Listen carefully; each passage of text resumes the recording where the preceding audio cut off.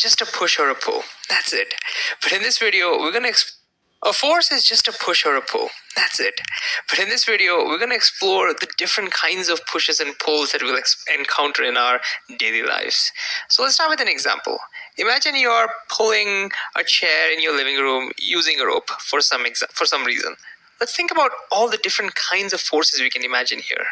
Well, the first one is the applied force. An applied force is basically, as the name suggests, the forces that we apply either by pushing or pulling on things. In this case, we are pulling, but in some cases you can push on things. So that's the most common one. But besides that, what other forces can we think of?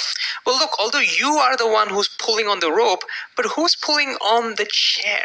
Well, it's the rope that is pulling on the chair. And this force that ropes and strings put is what we call a tension force, which we'll represent as Ft. A tension force will always be a pulling force, and it'll always be along a rope or a string. And it's called tension force because this force exists because this rope is tensed. More the rope is tense, more will be this tension force. You can imagine if this rope was slacking, there would be hardly any tension force here. Okay, what else? Well, then there is the gravitational force. We all know that Earth is pulling us all down with gravity.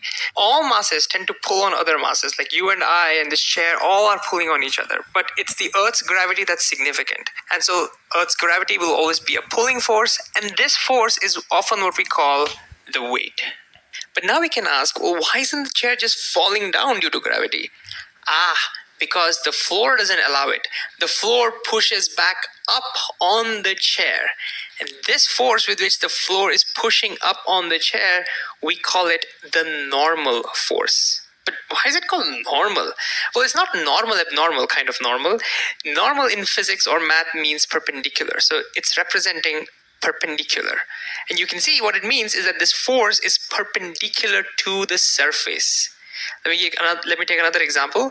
If you were to push on, let's say, a wall, then the wall will push back, and that will also be a normal force. And you can again see that force is perpendicular to the surface. So yeah, we could have just called it the perpendicular force, but we like to call it the normal force. Normal means perpendicular. And of course, the normal forces are acting at this point of contact, but just to keep this board clean, I'm just representing it over here. But what's important is it's an upward push from the surface. What else? Well, if you have pushed and pulled on furniture, you know that it's extremely hard to get them moving. Why is that? Again, you might know friction.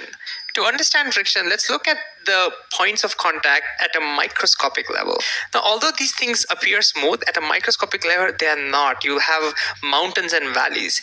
And now, when this chair, the leg of the chair, tries to move past the floor, you can see that there's going to be some resistance. There's going to be some blockage due to these mountains and valleys, due to the roughness. That is the frictional force. So if the chair tries to move this way, the friction, the resistance for that motion is in this direction. And so that's another force, the frictional force. It's always going to be a push, and the direction will always oppose the sliding motion. So in this case, the chair tries to slide to the left, and therefore it'll oppose it by pushing it to the right. To explore more forces, let's take a few more examples. Can you pause the video now and try to identify all the different kinds of forces that you can think of? All right, let's see. Well, the first one is, of course, gravity. Gravity is going to give them all their own weight. But let's come to the rocket and ask ourselves, well, what makes the rocket go up? Well, it's pushing down on all these gases, and in doing so, it generates a force called the thrust. Thrust is a force that you generate when you push something in the opposite direction. So the rockets are pushing the gases down. That generates an upward thrust. The submarine does the same thing. Instead of gases, the submarine pushes the water backwards and it generates a forward thrust. Same is the case with the airplane. The engines of the airplane push the air backwards and it generates a forward thrust. What else? Well, notice that all these things are moving through a fluid. Air or water or liquid in general, they're all fluids. And as things move through the fluids, the fluid atoms and molecules are going to hit them in the opposite direction. As the rocket goes up, the air molecules are going to go and hit them down. Same is the case over here. Same is the case over here. The water molecules are going to go hit them backwards. And that's going to generate a backward force, which we call drag.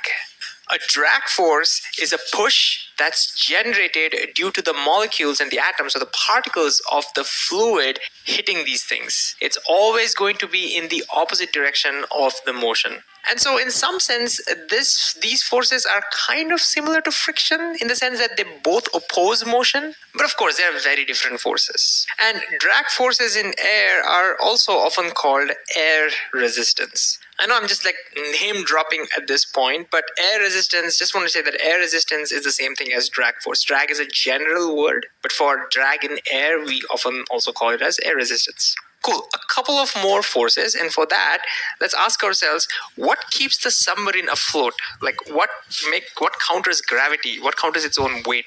Well, it turns out that when you submerge an object in a fluid, again, a liquid or air, the fluid always generates an upward push, or to be more specific, a push against gravity.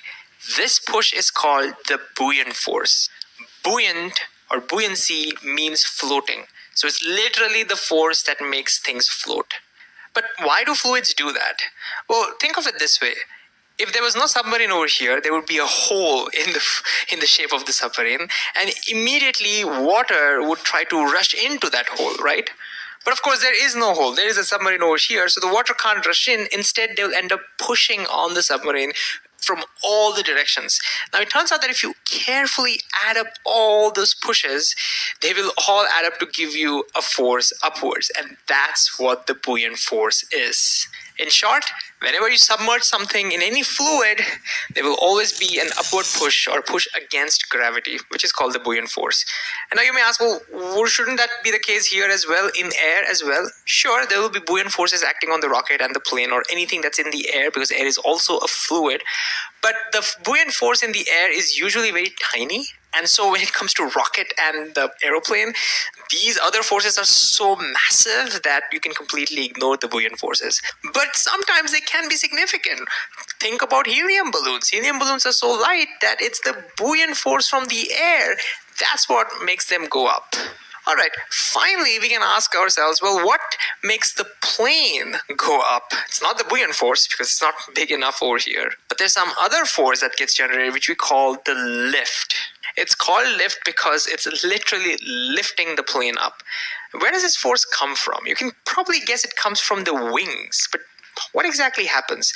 Well, it turns out that's a little complicated. It's aerodynamics, but in short, the wings are designed in such a specific way that whenever air flows over it, there's going to be a force that's generated.